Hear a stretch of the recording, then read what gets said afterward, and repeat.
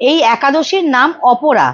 বড় পুণ্যদায়ী ও পাতকের নামকারী এই একাদশী ব্রহ্ম হত্যায় নিমগ্ন আত্মীয় কুটুম্বদের বিনাশকারী, মাতৃগর্ভস্থ শিশু হত্যাকারী, পরনিন্দক তথা লম্পট পুরুষরাও এই অপরা একাদশী ব্রত করে নির্ভয় হয় ও পাপ মুক্ত হয়।